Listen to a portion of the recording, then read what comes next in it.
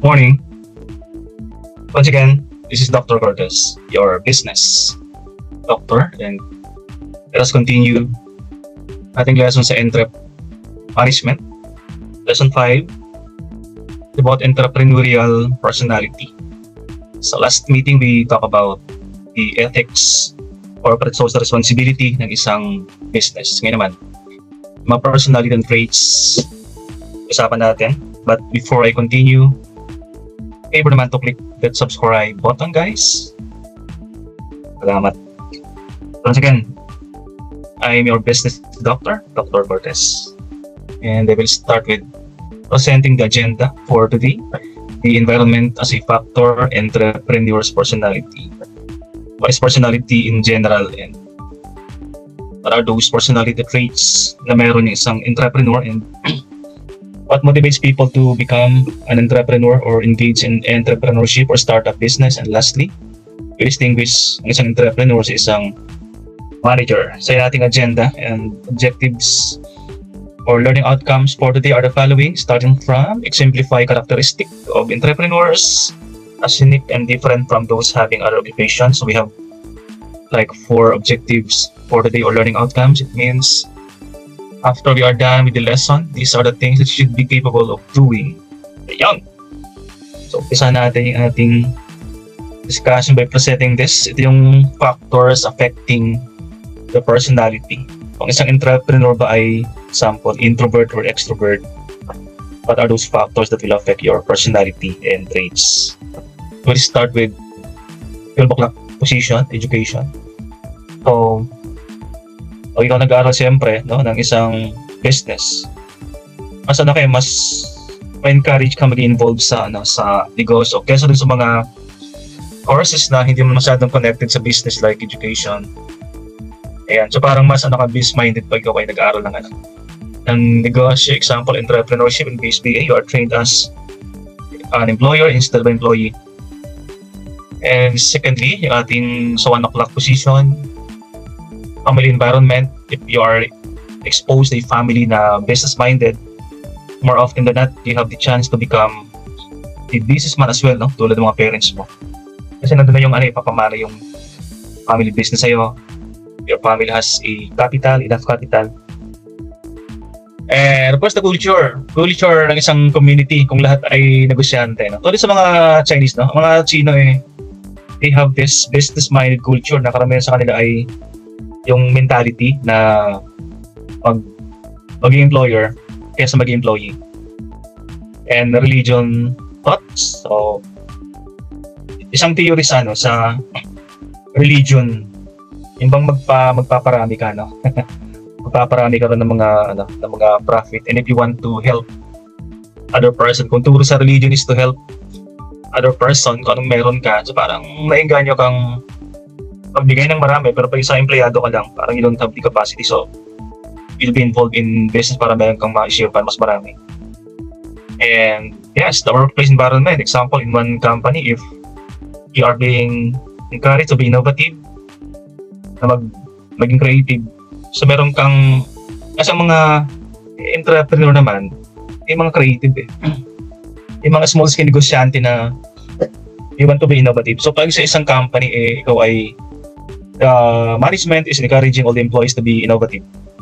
So, maingganyo kang maging innovative or maging businessman.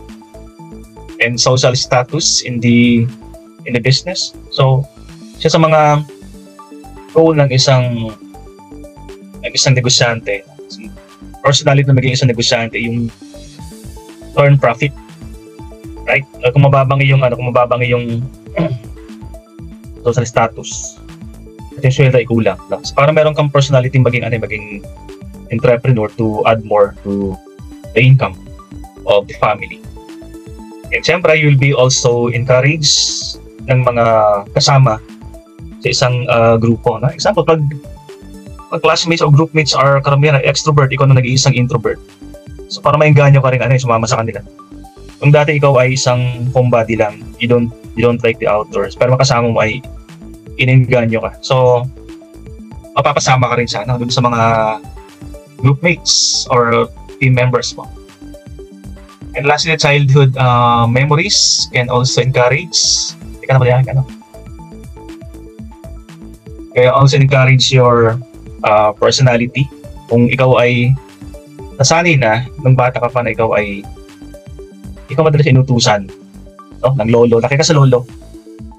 Yung paglaki mo, parang mas independent ka na na isang individual. Di ba? Kaya kung bata ka pa spoiled ka dati, hindi ka inutusan, pag lumalaki ka na, more often than not, no? Hindi ka masyadong independent. You are relying to your parents pa rin. Okay, so yung ating mga factors that affect your personality. And kasi ngayong araw na to, we're going to talk about the personality ng isang entrepreneur. So, important for us to know yung mga factors that affecting the personality.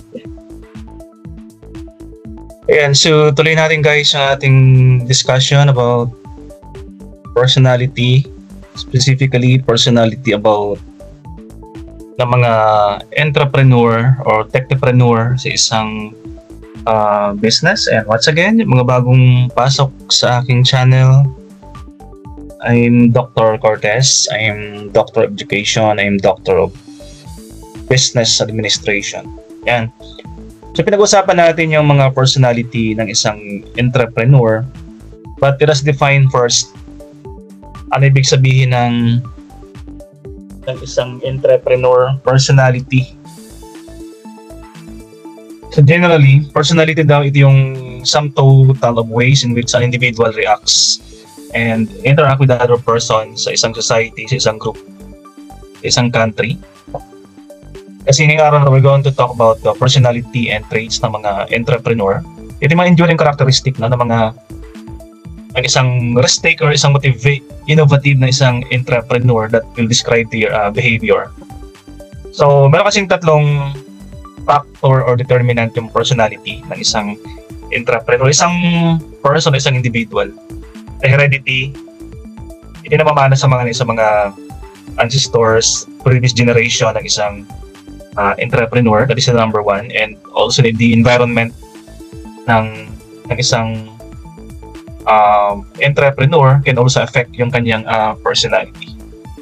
And for a while, ayan. So the second one is environment and the third one is situation. Kasi may mga leaders or managers na naging managers not because of heredity, not because of previous trait ng mga ancestors, not because of the environment, but because of the situation. Yung biglaan sa naging leader or manager because of a certain situation na wala naman talaga siyang previous experience or not from previous generations or not because of the environment. Yung biglaang situational type of leader, situational type of manager. So ito yung tatlong mga determinants ng personality ng isang individual and later on, personality ng isang entrepreneur or we call them the technopreneur. Ngayong mga panahon to, ng mga modern entrepreneur, hindi mga techno, na hindi mga not the traditional type of entrepreneur or businessman. Okay, so moving on, meron 5 personality traits generally that we can also apply to an entrepreneur na tulad nyo, mga businessmen na tulad nyo. Ito yung openness, consensuousness, the extraversion, agreeableness, and then neuroticism. Ito mga big 5 personality traits that are broad kasi we can also apply this to entrepreneurs that will describe the personality ng isang negosyante or isang startup businessman. So para hindi siya makakalimutan, itong 5 big personality trait ng isang individual or isang entrepreneur to be applied to business, we can combine them to form an acronym, OCEAN. O-C-E-A-N. That is OCEAN. So para madali matandaan, yung letter O, openness, letter C, conscientiousness, letter E, extraversion, and letter A, the agreeableness, and letter N, the neuroticism. So acronym commonly used to refer to the 5 traits personality ng isang individual. Alright? So OCEAN. So can you recall once again guys, sabay-sabay tayo. openness, conscientiousness, extraversion, agreeableness, and neuroticism. In application to business, we're going to discuss these 5 traits one by one. Not generally, no? Not in generic term, but in application to businessman or entrepreneur na tulad yun. Because you are trained as an employer, not only as an employee. So maganda yung ikaw yung may business, no? Kasi ikaw yung namamasukan. Although may mga advantages naman yung being an employee and being an employer. Right? But today kasi ating pinag-usapan is entrepreneurship management. So we are focusing on an individual as entrepreneur. So let's get this one by one. Openness to experience ng isang entrepreneur. So we're going to define openness. Ito yung general appreciation for art. Generic to guys, ito yung general definition of openness. But later on, we're going to define this in the context of an entrepreneur. But generic definition niya, appreciation for art, emotion, adventure, unusual ideas, imagination, curiosity, and variety of experience ng isang individual. So people who are open to experience, for example, ay itong mga intellectually curious, no? Yung mga batang matanong, mga batang makulit ng bata pa sila. Nadadala na to pag sila lumalaki na. So parang cognitively, they can be affected, no? Ng kanilang magiging makulit. Because they have open to things, ideas, emotion, sensitive to beauty. They are willing to try new things. And that is the generic. Now, if we're going to apply openness sa entrepreneurship or sa isang business, ito yung openness of an entrepreneur tulad nyo, it refers to your willingness to embrace new ideas, perspective, and experience. Kasi may maraming klase ng negosyante, no? Ito mga negosyanteng by book, they are referring to books. Mga negosyanteng they are well-educated. Ito mga negosyante naman na may mga network, open sa coaching. At yung mga open naman sa mga different perspective ideas na. Yung parang you are willing to be coached na isang entrepreneur. Especially pa ikaw ay hindi pa masyadong bago sa field mo. So you should be open. Kasi hindi naman nakukuha lahat sa education, no? And wala ka pa experience. Kung wala pa experience, so you should be willing to be coached. Ng mga mas may experience na businessmen, masahid sila sa'yo, no? So how can you use openness sa business? This trait can significantly influence your success, for example, your adaptability in business environment. So we are global person, we are global businessmen. We are not only confined to the country. You should be doing business, for example, sa Singapore, Thailand, and we don't know anything about those people, about their culture. So you should be open. So openness also be translated into adaptability. Yung bang you are willing to be adaptable sa isang environment. Kasi we have different culture na different sets of customers, client. So should be adaptable daw. Pag sinabi natin openness. Alright, so some aspect of being open, isang entrepreneur, no? Ito yung example, receptive to feedback. So I always teach this to my marketing students. Feedback should be treated as gold sa isang business, no? You should be willing to accept feedback. Mas maraming complaints nga mas maganda para sa negosyo. For example, you have 10 complaints. It means you have 10 ways of improving. Right? So you will get the best feedback from the most unsatisfied customers. So pag hindi ka open-minded, so parang wala kang makuha magandang feedback sa kanila. And some of the feedback, if the feedback is genuine, constructive. Hindi siya destructive. Pag genuine kasi we should also avoid those feedback na destructive na sinisiraan ka lang pala, no? But we should be willing to accept, right? And the word today, one of the words that are popular sa business now is the collaboration.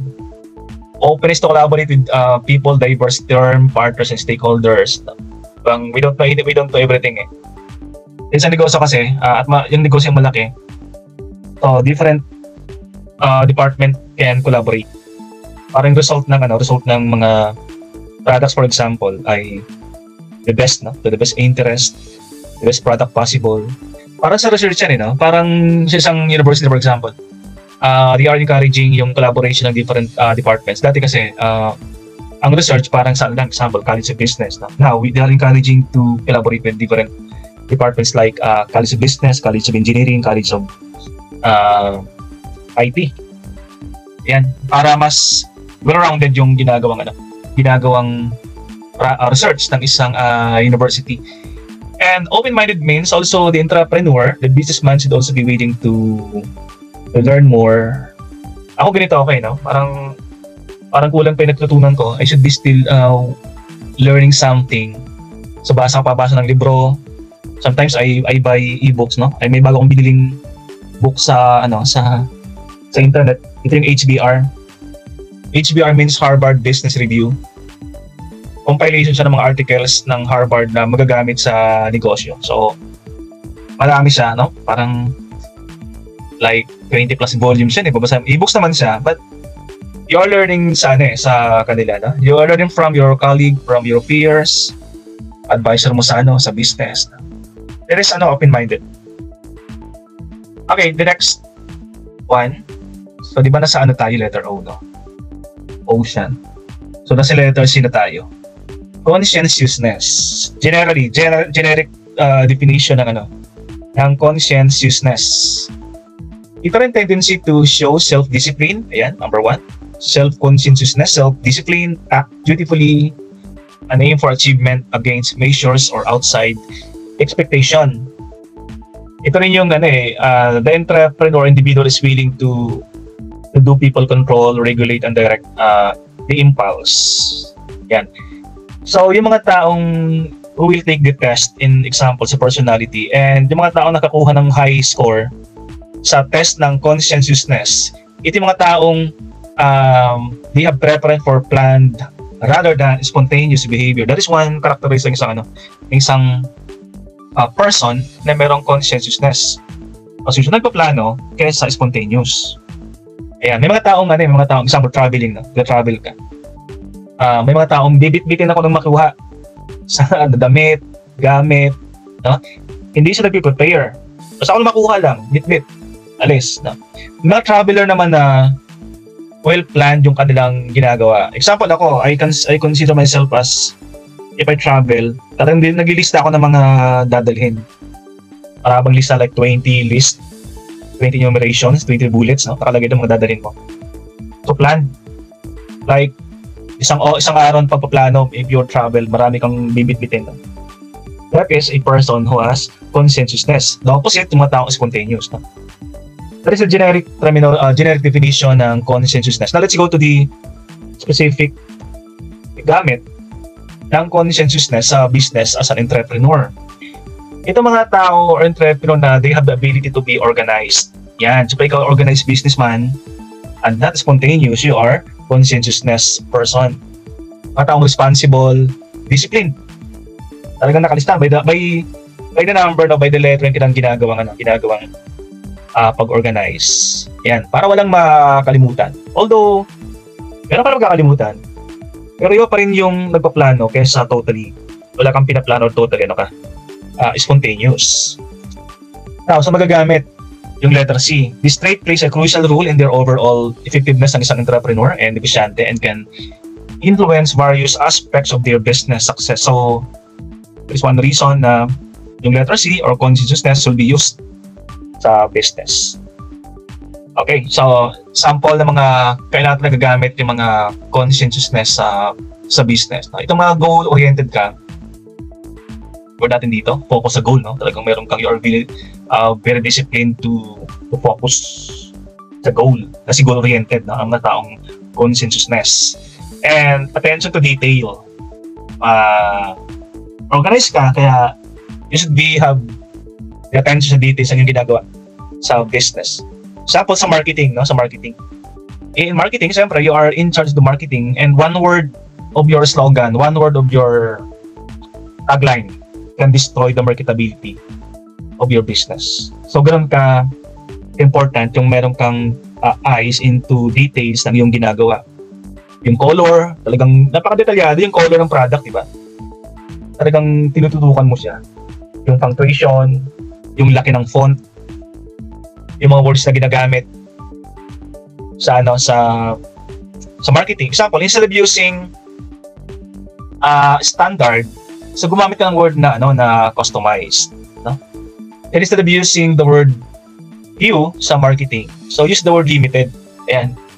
May mga words na ginagamit, hindi mo siya tinututukan, pero isang word, a wrong choice of words sa marketing can destroy the marketability ng isang product. That's one example of attention to detail, no?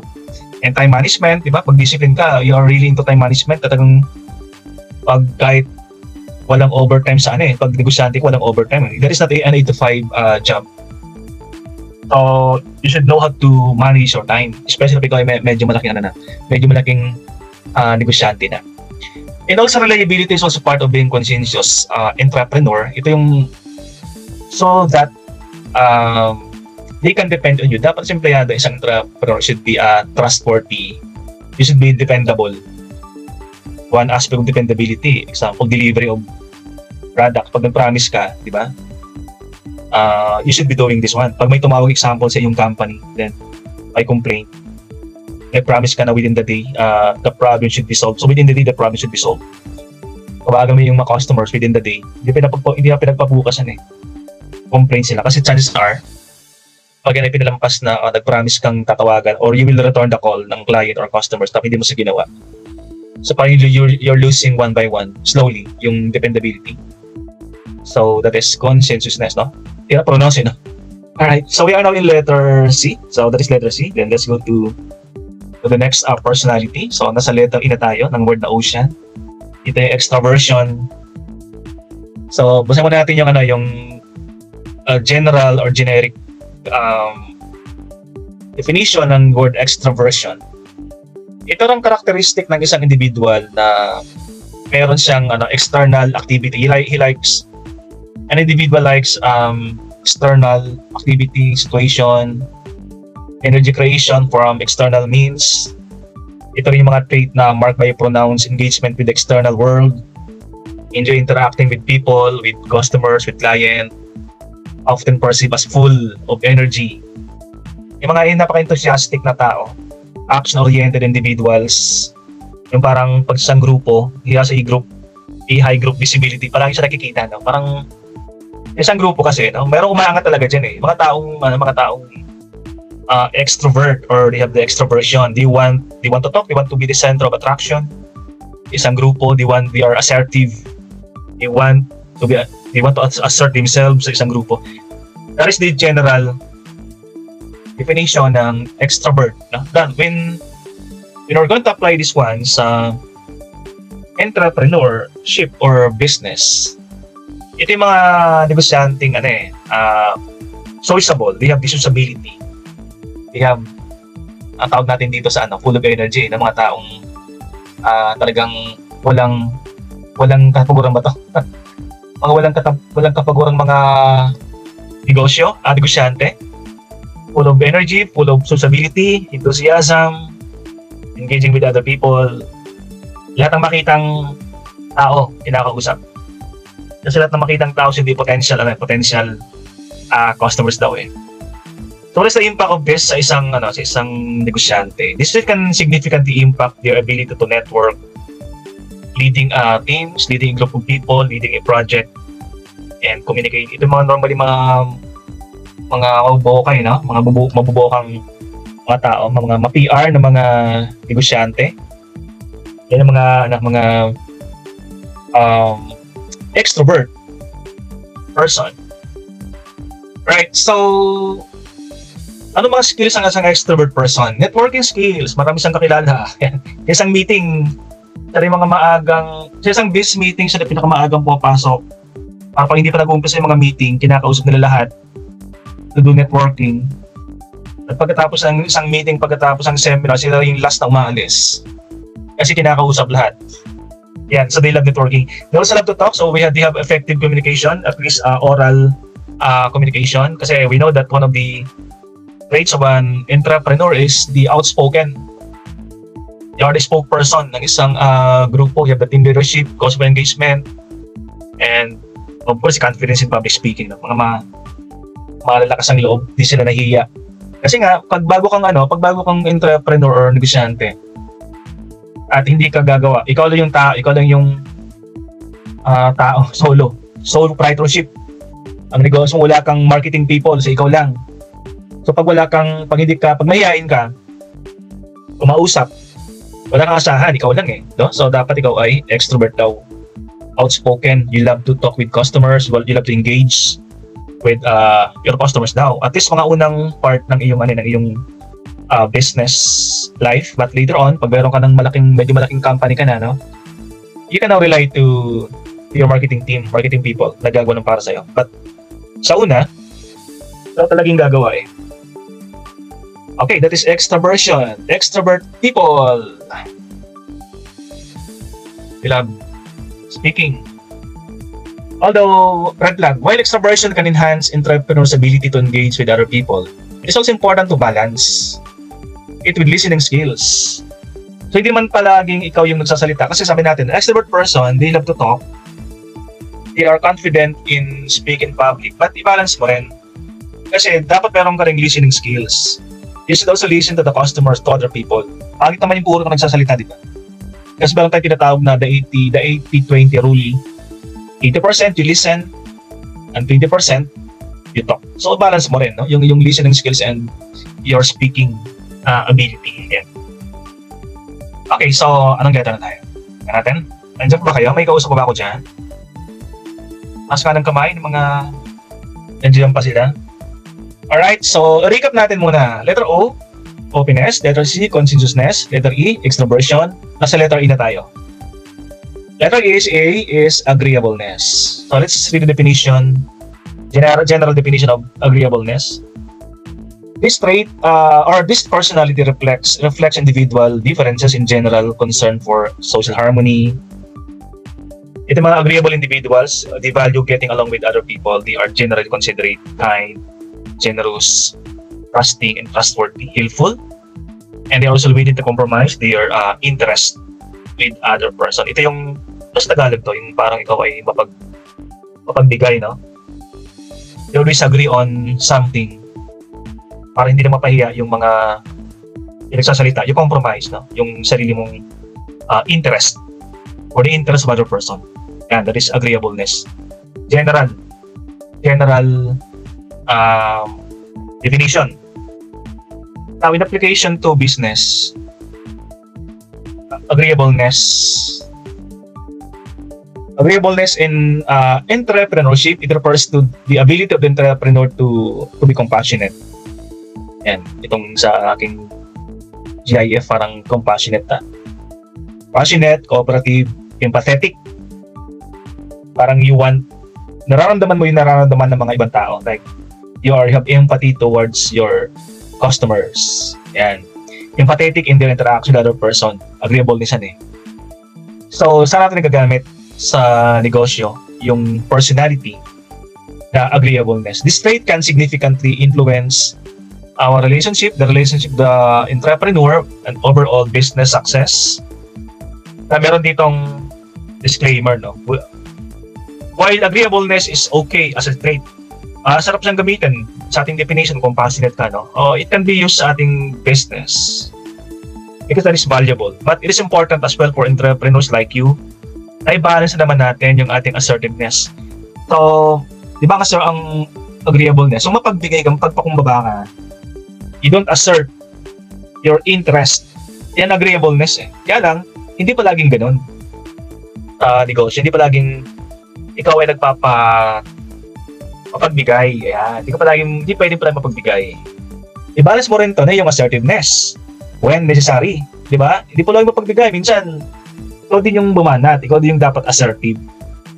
Kasi pag hindi, ay huwag ka lang palaging assertive. Ibig sabihin, lahat ng bagay pag sobra, no? Ay hindi masyadong maganda. Example, pag nasobrahan ka ng agreeableness, pag nasobrahan ka ng cooperative, compassionate, hindi na maganda yan kasi wala ka ng assertiveness. Di ba? At hindi lang pwedeng maganda palagi na ikaw assertive. Di ba sabi natin kanina? Although assertiveness ang isang negosyante maganda, kaya lang, you should balance that as well with your listening skills. Balance lang 50-50. 50% assertive, 50% agreeableness. Yan, wag na masyadong sobrang isa. So why is it balance? This balance ensures that the entrepreneur can advocate for your ideas. O pag wala kang assertiveness naman, pag puro ka agreeableness, you can advocate your idea. Yung sarili mong agenda, yung sarili mong decision. Right? Sabi na balance ka natin yung ating personality. Baka iba diyan na sobrang pagiging agreeable, no? At yung iba naman na sobrang pagiging assertive. So balance lang natin. Alright? And welcome sa aking mga nakikinig sa aking live sa TikTok. Ayan, pa-embrace naman yung mga join sa akin. By the way, I'm Dr. Cortez. I'm doing live sa TikTok. Ayan. Alright, so moving on sa ating sharing. I'm just sharing, Mas pagka nagsishare ka, siya nagtuturo eh. Alright, so anong letter na tayo? Sa ocean na acronym. Letter A na tayo. Letter N, the last letter sa ating acronym na ocean.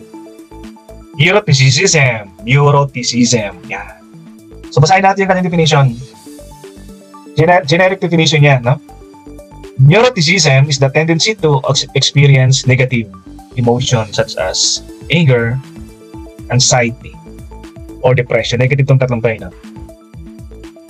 We can't avoid sometimes anxiety, no? Anger din. Depression. Ako, parang issue palagi depression, no? Ma-depress na, hindi lang pala siya inarte. Akala natin dati, pag may nagsabing depress ako, parang inisip natin siya, inarte, no? Pero hindi pala siya, no? Because depression is a medical condition that needs medical intervention. As I read an article na in 2030 daw, the number one killer is no longer heart ailment but depression, anxiety, mental yung number one killer sa kanila sa 2030. So neuroticism is also called emotional instability. Yan, or is reversed and referred to as emotional stability. Emotional instability. Sa sa layman's terminology, mga simpleng salita, ito yung ginagamit nilang mahinang nilalang. Emotional instability daw yung mga ganun. Okay, so yung mga taong mataas ang neuroticism are emotionally reactive and vulnerable to stress. Madaling ma-stress ng mga taong mataas ang kanilang score sa example, tinest ng isang tao, then ang kanyang nakuhang score sa neuroticism ay mataas. One analysis is vulnerable to stress ng mga taong ganito. Now, let's go to the specific application ng neuroticism sa isang entrepreneur sa business. No? I'm neurotic, sabi ng isa. Neuroticism is an entrepreneur's trait that refers to the tendency to experience negative emotions such as anxiety, moodiness, and emotional instability. Ayan. Yung mga taong mababa. While high levels of neuroticism can present challenges, they can also offer unique perspective in entrepreneurship. Kasi nga, yung mga kahit mataas ang iyong score mo dito, example, neurotic, ang tawag sa'yo, it can also lead to stress and hinder decision making kasi. It's important to entrepreneur to develop strategies for managing negative emotions. Stressful ang negosyo. Dapat meron kang stress reliever to overcome neuroticism. Example, mindfulness practices, support system, may nakakausap ka, peers. Kaya nga sa university, no, we created this group na peer group. Ang function is to, kasi hindi kaya ng guidance, no? Of course, guidance are important sa isang organization, pero iba kasi mga students, they are not willing to go to the guidance because of privacy, no? Pag masyadong mataas na, masyadong chronic na yung kanilang pagiging stress sa kanila, parang hindi nagkukuha ng guidance kasi pag sa guidance may record keeping, may expose ka, no? At least sa guidance counselor, no? Sometimes you are more comfortable sa isang kaibigan or classmates na kakausapin. Kaya, they created this group na peer group. function is to do counseling sa kanilang mga classmates or schoolmates that need guidance, counseling, or intervention. Mga support system na tinatawag natin. Or personally, you can do self-care routines just to overcome neuroticism. Now, neuroticism, ito yung mga, ito sa example dito. Ito to. Yan. Yan, how to overcome emotional awareness. Yan, dapat minsan if you don't know your personality, you don't have the expertise to know your personality. So maganda meron kang guidance counseling nangyari ito para ma-assess mo yung personal. Example, are you extrovert or introvert? Hindi ka ba negosyanteng bakit mahina kang ipag-usap sa mga customers mo, no? So you need intervention like this one. And also part ng dito is the risk assessment, resilience and growth, motivation to improve. Just ang stress lang. We have lots of, as an entrepreneur, we have lots of intervention personally, no? To overcome mga neuroticism like stress, anger management. May nakita ko minsang video how to manage anger management. Pwede pala sa negosyo no? Kasi may isang negosyo sa, I think this was in Japan. May mga taong they have difficulty in handling their anger, they have problems with anger management. May isang business na pupunta ka doon, tapos bibiglang kailan ng platong babasagin. Tapos yung plato ibabato mo sa wall. So, parang isang anger, isang plato. Pag di ba, parang pag galit na galit ka, ilabas mo yung galit mo. Kaysa manuntok ka ng tao, di ba? So ang ginagawa nila, yung babasag yung plato, ibabato mo sa wall. Pak! So parang anger mo nandun sa plato. Pag nabasag yung plato, parang basag na rin yung anger mo or stress. Right? So mas maraming plato kung mababasag, mas maganda siguro, no? Dun sa, para sa'yo. May ganong negosyo May bubuhos mo galit mo dun sa wall. Pag may kagalit kang tao, itong plato, ibato mo yun sa wall. No? Ako okay na negosyo. Parang okay siyang startup business. Parang wala pa sa Pilipinas na gano'n Or maybe I'm wrong. Baka meron na sa Pilipinas na gano'ng negosyo stress reliever business. No? How to handle stress. Ako nagpipet. Para ng malagang alaga Stress reliever yung pet, no? Example, meron akong ilan ba? 11, ayan. 11 pusa. 11 yung pusa ko. 2 aso. Mga alaga, ayan. Dati may mga rabbit pa ako Kasi for me, that's one is stress reliever. Iba kumakanta, iba nagka-travel, iba kumakain, di ba? So, you have your own.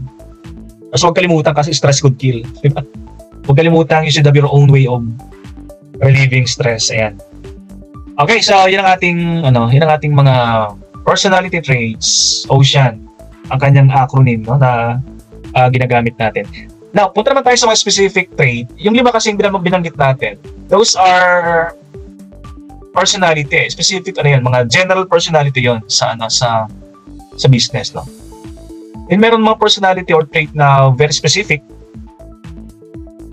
Marami nga yan specific trait ng isang negosyante. Example, an entrepreneur should be persistent. Makulit. Pwede makulit Sa marketing kasi guys, pag hindi ka persistent, wala kang ibenta. Sabi ng isang article na nabasa ko, ang karamihan nating benta ay nakukuha doon sa ating pagiging aggressive or makulit or persistent. So dapat meron kang persistence. Okay? Yung kahit tulog ka, there should be something doing the selling for you. Kaya meron tayong mga chatbot. Yung mga chatbot, you're using chatbot, anong isang ayaw na rin sa chatbot, makulit yung chatbot Pag nag-text ka ng isang word lang, no? Ayan, dami nang lumalabas na mga nakalagay sa chatbot, kinukulit ka na para bumili sa kanila. Right? Yung taong may-ari tulog. Diba? Yung chatbot, ang gumagawa para sa kanya, that is the way of marketing now, 24/7. There should be something doing the marketing for you. Pag hindi makulit, at least yung mga chatbot mo, mga emails mo, makulit. Right? Dapat creative ka rin. Yan. Don't settle with the traditional. Palaging innovative. No? Service man yan or product, be innovative. And responsible. Be responsible with your own company. Kung may product na defective, o wag mo sang ipasa sa wag mo ipasa sa ibang tao. Meron tayong common responsibility sa negosyo Be inquisitive, makulit. Yung bang nagtatanong ka sa customers, ma'am, pag ayaw ng customers, itatanong mo, ano po yung ayaw nyo sa product namin? Paano po ay mag-improve yung aming product para gawa namin ng paraan, di ba? And you should be goal-oriented din sa negosyo. Marami tayong goals sa negosyo, no? But primarily, sa negosyo, sa business, ang ating pinakunang goal is economic, to earn profit. Profit-oriented tayo, but don't forget na dapat mo rin masatisfy yung customers mo. Siyempre sa una, profit-oriented tayo, sa unang mga part ng negosyo mo. Profit tayo eh. But later on, pag meron ka ng profit, yung goal mo nag-iiba na. Nagiging philanthropic ka na, nagiging ethical business ka na, tumutulong ka na, no? You now want to help society. Nag-iba yung goal mo eh. Right? Entrepreneurs should also be independent. Independent makalaban mo.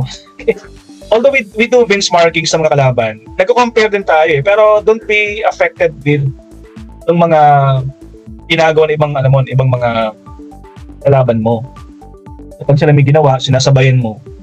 Oy, magbenta tayong ganito. Bakit yung kalaban natin nagbebenta rin ng ganito eh?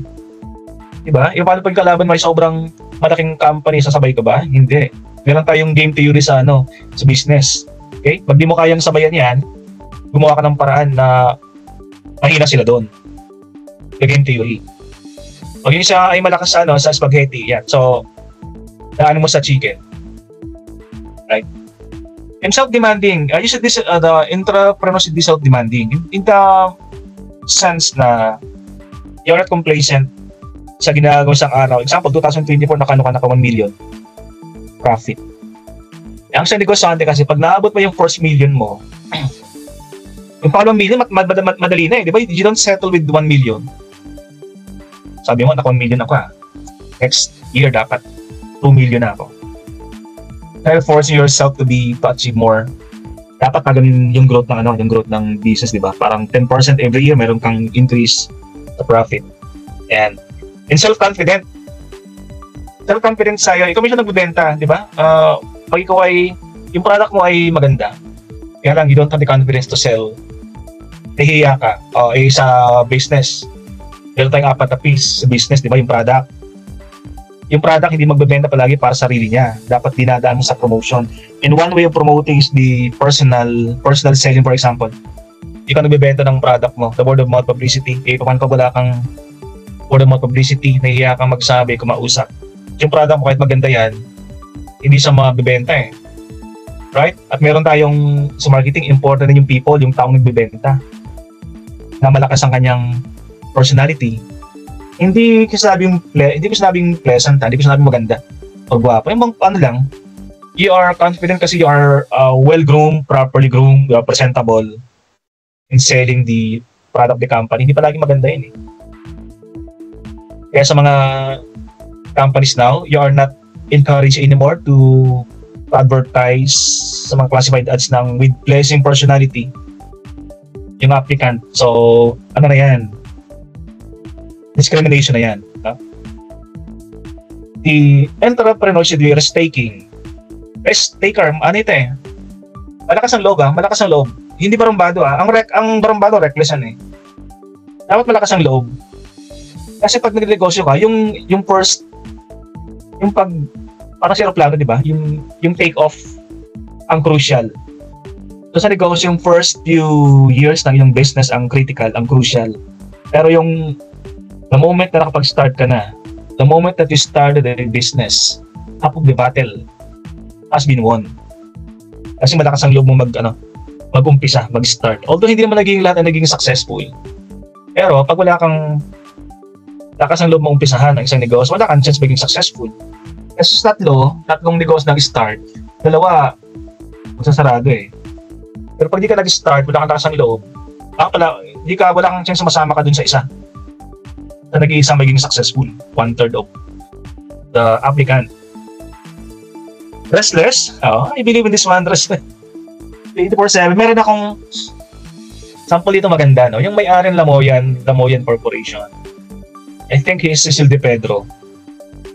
Ang isang negosyante kasi kahit tulog ka na, matutulog ka na lang guys. Matutulog ka na lang at may naisip kang bagong idea, ang ginagawa ni Cecil Di Pedro ng Lamoyan. Lamoyan, by the way, is the owner of Happy Toothpaste, no? Pag natutulog siya, pag meron sa biglang naisip na idea, babangon siya. At isusulat niya, dati wala pang cellphone siya, isulat mo sa papel sa kanyang notepad, yung idea para hindi makalimutan kinabukasan. So beside this bed, meron siyang small table down na may papel at ballpen, no? Kasi suddenly, papahinga ka, bigla kang babangon para magsulat. That is one way of restless. You are not complacent na tama na ang enough ng profit nyo. Stay hungry. Lagi kang gutom. Don't rest on your laurels daw. Pag naka 1 million ka, di ba? Huwag ka complacent. Okay na to, 1 million. Eh, meron pang pangalawang million na hinahabol, no? Next year. So, dapat restless. Action ordered ang isang negosyante. Walk the talk. Di ba? Meron kang plano, but ang plano sa negosyo kasi sa management, di ba? Meron tayong limang function ng isang manager. Nagpaplano ka, that is planning. Then you organize. Yung planning, sinusundan na organized. Ibig sabihin, hindi ba lang basta-basta plano yung ginagawa. Dapat yung plano ay, sa Tagalog yan, siya sa katuparan. Parang, yan mo siya, you walk the talk nga yung plano, no? So, i-organize mo na siya. Kailangan mo ng tao, no? And just be leading them towards the goal. Enthusiastic. Ayan. Sa profit. Pag ikaw ay unang araw, hindi ka makatulog. Opening bukas ng iyong negosyo. Should be always enthusiastic sa mga bagong product. Bagong customers, bagong innovations, bagong market. Diba? Kasi, ang sabi ng isang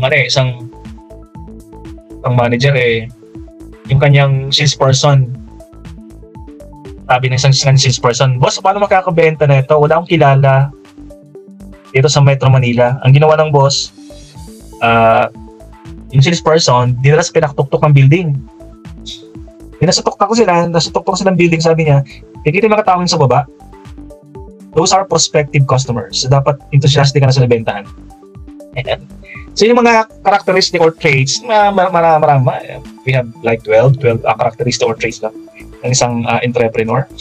Ito naman yung mga bakit ka nagnegosyo? What dictates you to enter a business? Nabanggit ko kanina, the most popular reason why you are into business, siyempre profit.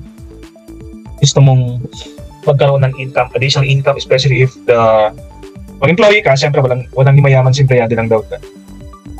So yung nag-employer, that is economic benefit ng isang business, bakit nag-negosyo. But pang reason why an entrepreneur is entering into business, all the profit is nasa taas ng list natin. Independence. What kind of independence? Financial. Ang sweldo, magkano bang minimum wage ngayon? Is it 640? Pag nagkwenta tayo, 640 multiplied by 30 days, wala pang 20,000, wala pang 25,000, wala pang 25,000. So is it enough? Is it enough na na ikaw ay gustong mabili yung mga gustong bilhin? Baka kulang. So wala kang financial independence ang ikaw ay empleyado. Although sa finance, ang poverty naman hindi naman dahil sa sweldo mo no? Ang bakit ka mahirap? Bakit kinukulang? Hindi naman sa sweldo mo Hindi doon daw sa expenses mo. Kasi habang lumalaki yung sweldo mo, expense mo lumalaki din. So parang wala ka ring na iipon Pero pag ikaw ay nagnegosyo, and you have this mga Chinese mentality. Ang Pilipino kasi pag nagnegosyo, kumita ng marami, bibili ng cellphone na bago. Ang mga Chinese mentality, pag kumita, yung income idadagdag sa capital. Kung kanilang negosyo. So nagkakaipon sila. Pilipino, bili ng bili, no? So parang wala pa rin financial independence Pero at least, ang business kasi, ang employee kasi, example, you are earning 30,000 per month. So that's fixed. Isang taon, puro 30,000 yan. Now, pag negosyante ka, although hindi so stable, pero pag nag-30,000 ka, baka next month pwede sa maging 40,000 net income. Sa business, pwede maging 60,000. Hanggang maabot ang 100,000. So malayo 100,000 sa salary mo dati na 30,000. 70,000 diferensya sa ating about the freedom na gustong bilhin. Hindi ko sinabi mga lakas ang bibilhin mo. Example, you now have the freedom for additional schooling, additional education, additional extension ng bahay. Hindi man luxury yan eh. Or medicine, medical. Hindi pa laging gadget eh, no? Pag sinabi natin independence. You can now go traveling not for leisure, traveling to do benchmarking ng mga ibang business in other parts of the world. No? Kasi pag YouTube lang eh, hindi naman na mga YouTube, di ba? Yung mga suggestion sa YouTube eh. So, dapat mong ma-share first hand by benchmarking. Now, siyempre, ang wealth is part of your reason why you are entering into business or starting a business. Hindi lang to wealth ng sarili mo. Maraming wealth pinag-usapan din dito. Wealth ng empleyado mo. Hindi lang ikaw ang yayaman ha. Wealth ng empleyado mo dapat tumato siya ng quality of life. Wealth ng mga investors ng iyong company, no? Assuming that you are into partnership or corporation. Ano pang reason? Recognition, no? Pag sumisikat ka di ba? Pag nare-negosyo ka, marami kang chance sumikat kasi example, pag yung business malaki, nakikilala ka. Your business is introducing a innovative product, nakikilala ka. So, hindi lang wealth ang recognition Kung satisfied sila, kilala ka. Kaya isang neighborhood, di ba? Neighborhood. May bagong tayong negosyo, startup. Anong sabi ng mga empleyado? Doon tayo kumain. Sa kanto may bagong bukas. nakikilala yung startup, di ba? Lalo pat very innovative yung kanyang negosyo doon. Nako, nakikilala Tapos napakabait ng mga empleyado doon. O doon tayo kumain, bakit? Napakabait ng nagtitinda, napaka-accommodating. Alright? So hindi ka nakikilala sa hindi ka nakikilala sa income or laki, but because of your customer service din. Okay, ayun, ito na, flexible schedule. Ako, tatas ka na kamay dito. Mga nagtatrabaho ng 8 to 5. Ang tawag dito, corporate slave, 8 to 5 job. Naranasan ko na yan from 99, started working 1993, then I ended working sa isang company 2000. Yes, 8 to 5 yun. Lulipat ako ng academe, so hindi na sa 8 to 5 Pag sa academe, di ba, depende sa klase mo yung pasok mo Pero meron pa rin schedule. Pag isa ka daw na entrepreneur, schedule flexible Although may mga entrepreneur na talagang papasok ng 8. Pero pag na-late ka naman sa iyong sariling company, sa iyong sariling base, hindi ka naman i-memo pag sa company, pag ikaw na-late, example, 8 o'clock ng pasukan, pumasok ka 8:16, so late ka na. So, makapag-inipon yung memo. Pag sariling company, papasok naman sila. Pero pag late, hindi naman sila pinapagalitan. Yung mga papasok papasok sila ng ang pasukan 8 o'clock. May pumasok na may-ari ng company alas 10 ng umaga. Di ba? Pero, sila pinaka-last na umuwi sa company like uwi alas 10 ng gabi. 12 hours yun, di ba? 12 to 12 yan. So, flexible schedule, pwede din sa pumasok. Right? Wala sang problema. Pero yung ibang negosyante kasi, pumasok pa rin sila sa sariling company, di ba? To manage, to monitor their business. Pero, flexible nga lang. Unemployment, you help in the unemployment rate. I'm not familiar kung ilan ang unemployment rate ng Pilipinas. Hindi ko alam kung ilan no? Unemployment. Check ko nga. Unemployment rate of the Philippines. Ilan ba? Oh, ito. Unemployment rate of the Philippines, June 2024, ay 3.1%. Ayun, ganda 3.1%. Unemployment rate. Ibig sabihin yan, sa 100, 3 lang walang trabaho. Yung 97 ay mayroong trabaho. Maganda. Kasi dati, mga nakaraan, especially yung pandemic, ang taas ng unemployment, taas ng walang trabaho ngayon, 3.1% na lang. Okay? One reason doon, mga negosyante na nagpapasukan sa Pilipinas, na even if you are a small company, you help in the unemployment reduction Right? Example, merong resto. Empleyado ka, 10. So, 10 ang nabawas sa mga walang trabaho. Right? Yan ang maganda dyan. Hindi lang ikaw ang nagkakaroon ng kita, but also your employees. Habang lumalaki ka, di ba? Nagdagdag ka ng 2 tauhan, Tapos meron kang additional branch, umabot ang 30 mga empleyado mo, umabot ang 50. So you can imagine the reduction na tinulong mo, no, sa unemployment. Alright, last reason. Ito siguro yung napaka-simple reason. Family business kasi. Pinamana sa yung negosyo. Mga Chino, ganun, di ba? Mga Chinese. Mga Filipino rin. Pag merong family business, it started as very small business. Pinapamana sa anak. Pinapamanage sa anak. Mga companies na sa Pilipinas, ganun din. Mga example, Ayala Corporation. I know the owner of Ayala Corporation sent his two sons abroad. Yung pagbalik nila dito, sila na magmamanage ng kanilang sariling business empire ng Ayala, di ba? So, that's a good reason. Ikaw ba may sariling company yung family? Mamasukan ka ba? Although iba ay namamasukan, they want to be independent. No? May mga pride na they want to establish their own business. So sila yung lumalabas ng kanilang family to establish their own.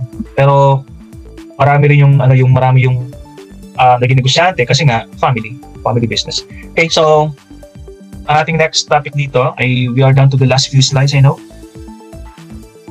All right, entrepreneur versus the manager distinguished. So meron ako ditong matrix. Yung sa y-axis, yung vertical, ito yung creativity and innovation. From low to high. Yan. Ibig sabihin na ito, yung creativity and innovation started from a low going up high. Yan. Patas ang patas, no? Sabihin, may mga low creativity, medium creativity, and high creativity. Right? O dito naman, sa x-axis, ito naman yung management skills, business know-how, and networking. Merong low management skills, merong low know-how, may low networking, and merong high networking. Okay. So, pag yung isang individual daw ay merong low creativity and at the same time, low management skills, ang tawag natin sa kanya ay promoter. Itong pinakamababang uri, no? Pinakamababang nila lang. Low skills, low business know-how, low network skills, low creativity, and low innovation, promoter lang ang tawag natin sa kanya. Yan. Kaya nandito siya. Parang pangit, no? Promoter ka lang. Whereas, if the person has high creativity, high innovation, pero low pa rin yung kanyang general management skills, kaya nandito siya eh. Ang tawag natin sa kanya, inventor lang. O, ayan ha, inventor. Magaling sa creativity, magaling sa innovation, pero mababa sa management skills, mababa sa business know-how, mababa sa networking. So, inventor lang siya. Right? Kaya nandito siya. Okay. Yung isang person na napakataas ang kanyang management skills, napakataas ang kanyang business know-how, expert, mataas ang kanyang networking skills, maraming kilala. Okay? Pero, mababa ang kanyang creativity and innovation skills. Okay? O, di sa pwede ito ang inventor, no? Ang tawag natin sa kanya ay manager. Sa manager daw, magaling mag-manage, no? Magaling sa business know-how, magaling sa networking, marami siyang kilala kasi, pero mahina siya sa creativity, mahina sa innovation. So, manager lang tawag natin daw sa kanya. Alright? Now, yung last. Ito yung tawag natin dito. Mataas, malakas na nilalang, yun, ha? Kasi ang entrepreneur to. Ang entrepreneur kasi, mayroon siyang management skills. Meron pa siyang business know-how. Kasi solong tao sa isang negosyo. Lahat alam niya, no? Marketing, finance, HR, research, technical. Solo siya eh. So, I know, magaling yung kanyang business know-how, technical, networking, siya gumagawa eh. At general management skills, no? At the same time, mataas din yung kanyang creativity and innovation. Ayan. So, ibig sabihin, ang manager ay kulang. Especially pag nag-iisang sole proprietorship ang negosyo, lahat ikaw ang solong magpapaandar, lahat. Ikaw eh. So, lahat yan, ikaw ang gagawa. So, covered. Pero pag manager ka, at medyo marami kitang kasama or subordinates, meron ka nang hindi ginagawa eh. Di ba? Taga-manage ka, pero yung innovation, mga bagong product, minsan ano mo lang sa mga understudy mo or mga subordinates mo, yun yung mga dirty jobs na pag-innovate ang product, pag maging creative, taga-manage ka. Yan ang pinagkaiba ng manager sa isang entrepreneur. Okay, so I think that is my last slide for today. So I want to credit Google sa mga pictures na ginamit ko dito sa aking presentation. Yan. And sa mga lahat na nakinig sa akin yung araw na to, thank you for your time. And this has been Dr. Cortez signing off. At maraming salamat. And I hope all of you well sa inyong gagawin. Everyone,